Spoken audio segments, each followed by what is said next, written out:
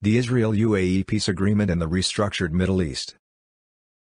In this short article, I will explain how the Abraham Accord, the peace agreement between Israel and the UAE itself, and the responses to the agreement, represent the new geostrategic construct of the region.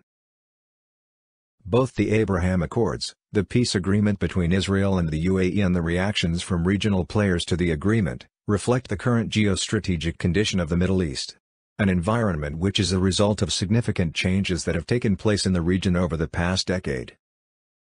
Before I begin, I would like to briefly introduce a term in Arabic that is deeply rooted in the Arabic public discourse, and very relevant to this article and the current state of affairs in the Middle East. The term I am referring to is a word in Arabic, tatbi. Tatbi means normalization. In the vernacular of the Israeli-Palestinian conflict, the word normalization is a term that means recognizing Israel's existence in any manner or cooperating with Israel in any shape or form. Not surprisingly, Islamic organizations from political Islam organizations, like the Muslim Brotherhood, Hamas, etc., to the militant Islam organizations, Al-Qaeda, Hezbollah, ISIS, etc., strongly reject any expression of normalization. But other non-Islamist circles also oppose normalization. For example, in Jordan and Egypt, two Arab countries that have peace agreements with Israel, trade unions, and other organized bodies of academics, engineers, lawyers, students, etc., also oppose normalization with Israel. They repeatedly call on Egypt and Jordan to abolish the peace agreements they have with Israel. In this short article, I will explain how the agreement itself, and the responses to the agreement, represent the new geostrategic construct of the region. The opposing camp. The Palestinians, Turkey, Iran, and Iran's agents and proxies, such as the Lebanese Hezbollah, the pro-Iranian Al-Fatah coalition in Iraq, the Houthis in Yemen, etc., virulently oppose the agreement. The statements repeatedly coming out of this camp are betrayal of the Palestinian cause, abandoning Al-Quds, the Arabic name of Jerusalem, severe strategic mistake, etc. The position of Turkey and Iran should come of no surprise to my readers. Both regimes use the Israeli-Palestinian conflict as a card to advance their own hegemonic visions. Erdogan wants to restore the good old days of the Ottoman Empire, and he wants to be the leader of the Sunni Muslim world. And the Shiite regime in Tehran wants to get back the crown of leading the Muslim world that, in the Shiite narrative, the Sunnis stole from them in Karbala in 680. Both regimes have skillfully and successfully appropriated the Israeli-Palestinian conflict to achieve their own goals. And therefore, it is in their interest for it to continue. And if they themselves can fan the flames, even better. The language both Iran and Turkey are using in responding to the agreement should also come as no surprise to those familiar with my work. When looking at Tehran and Ankara's statements, we see that each evokes Al-Aqsa. And they specifically accuse the United Arab Emirates of betraying Al-Aqsa because they made a peace treaty with Israel. The literal translation of the word Al-Aqsa is the far edge. It is also a term mentioned in the Quran, the Muslim holy book. Islamist theologians identified Al-Aqsa as Jerusalem.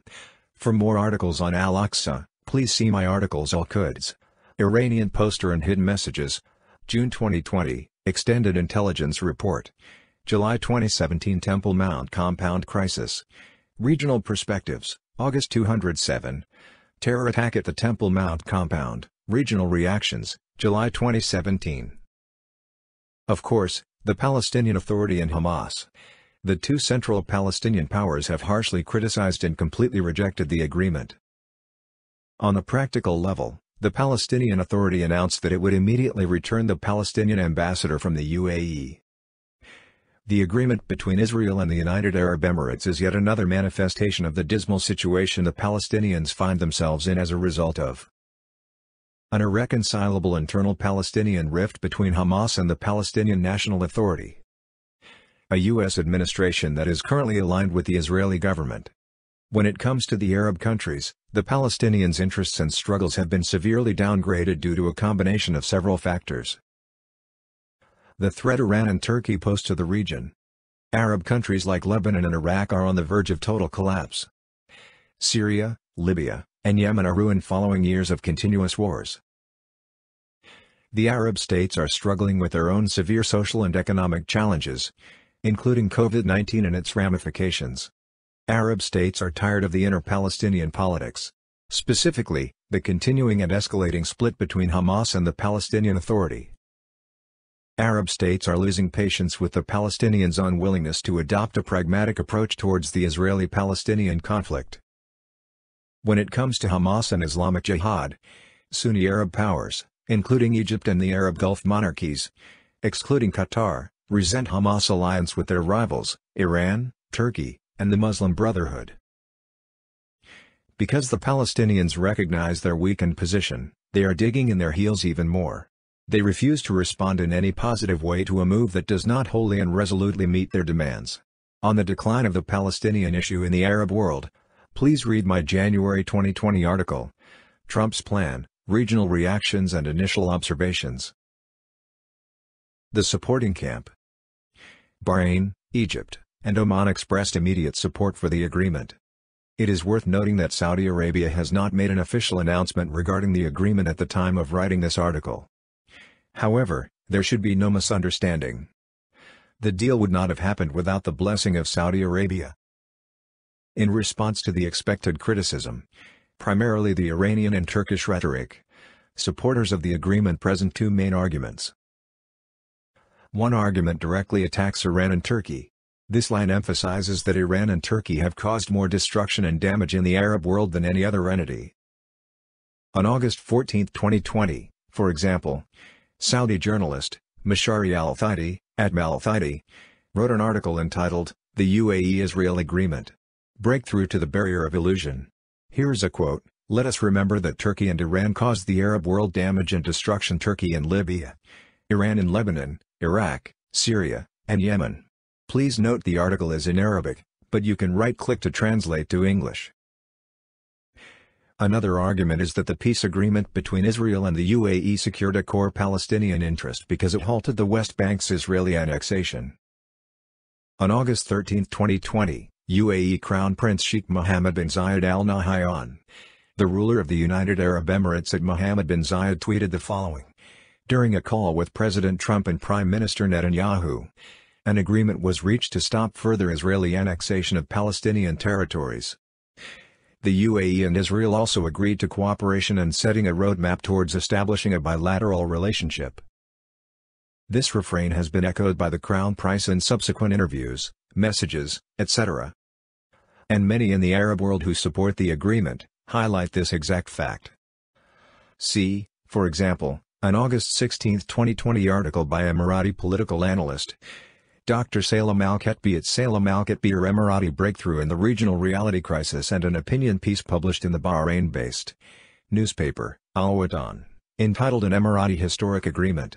Please note both articles are in Arabic, but you can right-click to translate to English.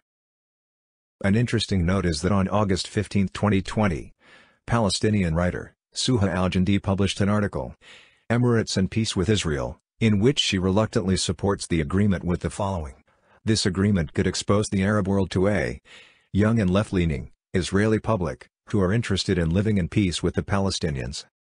And this could promote peace between Israelis and Palestinians. Please note the article is in Arabic, but you can right-click to translate to English. Some interesting responses. Jordan. The Jordanian response is reserved. The official Jordanian statement, please note the article is in Arabic, but you can right-click to translate to English, regarding the agreement emphasizes that the ultimate test for the advancement of peace is an Israeli commitment to a two-state solution in which an independent Palestinian state, with Jerusalem as its capital, will be established alongside Israel.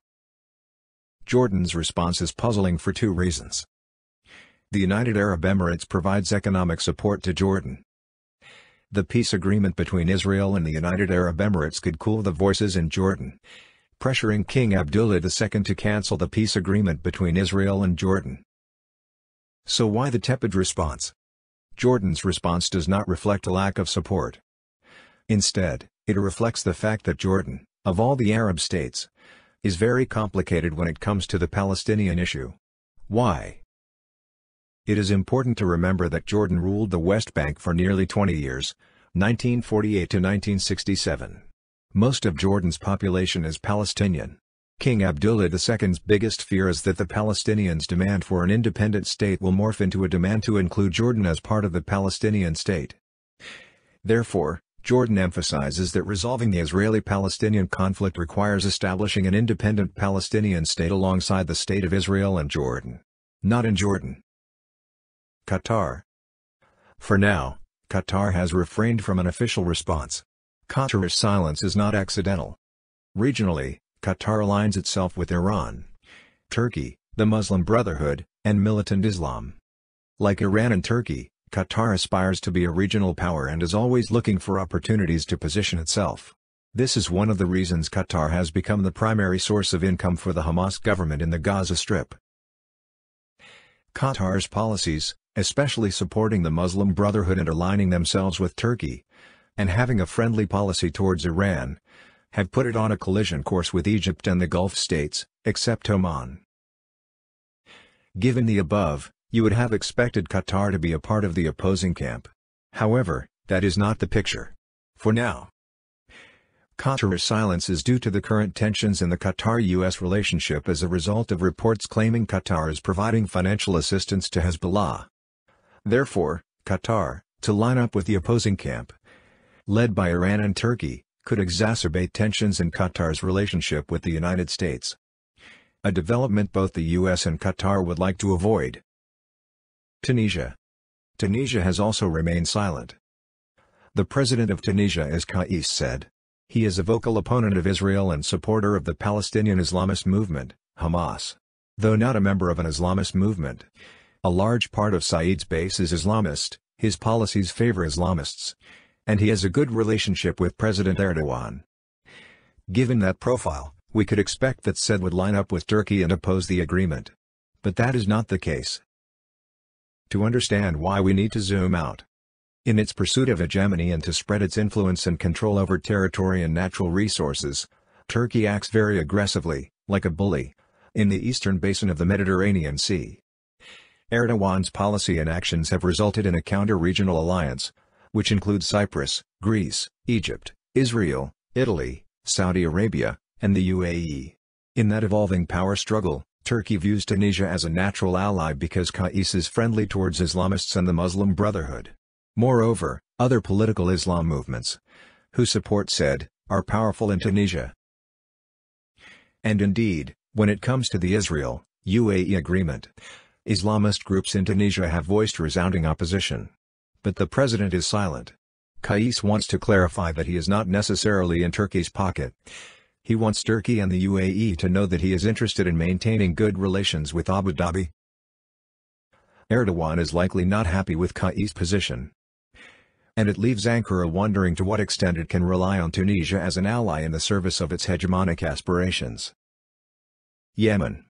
In response to the Israel-UAE agreement, the ousted Yemenite government led by Abd Rabbu Mansour Hadi officially announced that it adheres to its support for the Palestinian cause and Palestinian demands. A senior advisor of Hadi, Al-Malik al-Khalifi, tweeted the following: "Normalization with the enemy, Israel, is not acceptable to the Arab people and is contrary to the Arabness and values of the Arab mother and its interests. It harms the Palestinian cause and serves the Zionist project as well as other projects that harm the Arab nation." This is an interesting response. Let's look more at Yemen to understand their official response. In September 2014, Iranian-backed Houthi Shiite tribes in Yemen conducted a military coup, ousting the Sunni-led, Yemenite government led by President Abd Rabbu Mansour Hadi. The ousted government moved to Aden in South Yemen, threatened by an Iranian takeover of Yemen. And following the failure to reach a diplomatic solution, a Sunni military coalition led by Saudi Arabia and the UAE initiated a military operation in March 2015. The goal was to restore Hadi and his government and to prevent Iran from taking control of Yemen. Because the UAE is one of the main supporters, financially and militarily, of the ousted Yemeni government, Hadi's response is interesting. Hadi's cold, some would say thankless, position is because, at the same time that the UAE supports Hadi's government in fighting the Houthis, there is also a conflict between Hadi and the UAE that began in mid-2019. In 2017, a UAE-backed militia in South Yemen, known as the Southern Transitional Council (STC), broke off from Hadi's government. The STC is a secessionist movement comprising some of the dominant tribes deeply rooted in the district of Aden. The UAE supports the STC and wants to deepen its relationship with the local tribes because of where Aden is located. Whenever it comes to Yemen, it is vital always to remember that Yemen is located on one of the most strategic and sensitive points in the world. And Aden is the southernmost point of Yemen, located on the Gulf of Aden, less than 100 miles from the Bab el-Mandeb Strait, one of the most strategic places on the planet. The Bab el-Mandeb Strait, 18 miles wide at its narrowest point, is located at the southern entrance of the Red Sea, between Yemen and the Djibouti and Eritrea. It is the choke point between the Horn of Africa and the Middle East, linking the Indian Ocean and the Mediterranean, and a vital link between Asia, the Mediterranean, Europe, and North America. Whoever controls this area wields enormous power. About 250 miles east of Aden is another point of strategic interest for the UAE, an archipelago of a couple of islands, the largest of which is called Socotra. These islands are in the Arabian Sea and sit right at the Gulf of Aden's entrance, one of the world's busiest shipping lanes. In July 2020, the UAE-backed Southern Transitional Council militias took control of Socotra Island, taking over all Yemenite government and military institutions and hoisting the flag of South Yemen, the entity they want to create. When al-Malik mentions the other projects that harm the Arab nation, he refers to the UAE's takeover of Socotra. Current geopolitical construct of the Middle East. As I said in the opening of this article, the agreement and its responses express the current geostrategic construct of the Middle East. As I close this piece, with your permission, I would like to explore what geostrategic conditions led to the Abraham Accords. The face of the Middle East is currently shaped by two factors that are intertwined. One factor is the struggle over the path, identity, and direction. Who will win the hearts and minds of the Muslim world? In broad strokes, there are three competing entities. Political Islam, best represented by the most massive Sunni Muslim movement, the Muslim Brotherhood, whose ideology is the concept of a global Islamic cultural, political, and religious entity known as the Caliphate, in which no other independent or sovereign state exists. That caliphate should be governed and ruled by Islamic religious codex, the Sharia. Militant Islam. The most well-known militant Islam entities are Al-Qaeda, ISIS, Global Jihad, Islamic Jihad, the Taliban, African-based Boko Haram, etc. Militant Islam ideology aspires to create a global caliphate in which the Sharia will be strictly implemented. ISIS and other militant Islam groups argue that the current political structure of the Muslim states is corrupt because the governments and rulers do not implement Sharia law in its most strict and dogmatic form. Therefore, it is their duty to prepare the stage for creating the global caliphate. And the way they prepare the stage is first and foremost by toppling all the fake Muslim governments and rulers. Civil society institutions, non-profits, etc. that promote, for lack of a better term, more Western-inspired values such as pluralism, civil marriage, gender equality, protecting the rights of women, children, LGBTQ, etc. The power struggle over path, identity and direction feeds constant political turbulence and instability in many Arab states. Furthermore, as you can see from some of the examples above, the struggle is not only domestic, it impacts foreign policy and constrain or solidify regional relationships and partnerships. The second factor that shapes the Middle East today is the hegemonic vision of two key players in the Middle East, Iran and Turkey, who are not only taking advantage of the instability in Arab states, but also fuel it. The relationship between Iran and Turkey is complex, competitive, and even hostile. But their goals have two main common denominators. One common denominator is that their ambitions to rule the Middle East come at the expense of the Arab world. Iran has taken advantage of the Arab states' weakness to deepen its influence and advance its own interests. The primary tool of Iran's foreign policy is a network of armed militias it has established or nurtures throughout the Arab world, in Lebanon, Syria, Iraq, Yemen, the Gaza Strip, and more. From Hezbollah in Lebanon to Iranian-backed Shiite militias in Syria and Iraq, to the Houthis in Yemen, and Hamas and Islamic Jihad in the Gaza Strip. The Iranian regime has successfully entrenched itself in critical locations throughout the region. Turkey aspires to position itself as the Sunni camp leader in the Middle East at the expense of traditional Arab leaders like Egypt and Saudi Arabia. This is one of the reasons Turkey supports political and militant Islam organizations like the Muslim Brotherhood, Al-Qaeda, ISIS, etc., all of whom pose a threat to Egypt and the Gulf states. The second common denominator is that Iran and Turkey use the Israeli-Palestinian conflict as a card to advance their interests. Though there has been an on-again off-again relationship between Hamas and Iran, primarily because of Iran's support for Assad's brutal atrocities in Syria, Iran has been a loyal patron of Hamas, has ruled the Gaza Strip since 2007. Iran has also made its closer agent in Gaza, the Islamic Jihad in Palestine, the second most powerful entity in Gaza.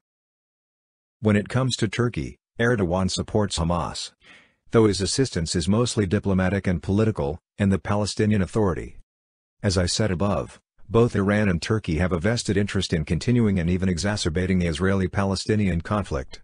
This is why Iran and Turkey evoke Islamic narratives such as defending Al-Quds or Palestine as Islamic land, because these sentiments are at the heart of the Muslim and Arab consensus. The changing Middle East and the Abraham Accords. Iran and Turkey's hegemonic ambitions directly threaten Egypt, the Gulf states, and Jordan. Given these circumstances, the Gulf states are looking for a strong strategic partner. And Israel is the right address for three reasons. Israel is a regional power. Israel already has a stable peace treaty with Jordan and Egypt. Israel is also directly threatened by Iranian and Turkish hegemonic aspirations. The changing Middle East has provided the platform for a long-term strategic alliance between Israel and the Arab Gulf states based on shared strategic goals. A dramatic milestone in this process is the signing of a peace agreement between Israel and the United Arab Emirates. A common refrain in the West is that the Israeli-Palestinian conflict shapes the Middle East. Anyone familiar with my work knows that I argue the exact opposite. It is events and developments in the Middle East that shape the trajectory of the Israeli-Palestinian conflict. The Israel-UAE peace agreement is a stellar example of that thesis. The UAE signed the peace agreement with Israel because of its own strategic needs. Regardless of their solidarity with and support for the Palestinians, Turkey and Iran oppose the peace agreement because of their own strategic interests, not because of their solidarity with or support for the Palestinians. Neither Iran nor Turkey cares about the Palestinians. There are reports in the media about the possibility of another peace agreement between Israel and another Arab country. Among those mentioned are Bahrain, Sudan, and even Saudi Arabia. For reasons mainly related to each of those three countries' domestic politics,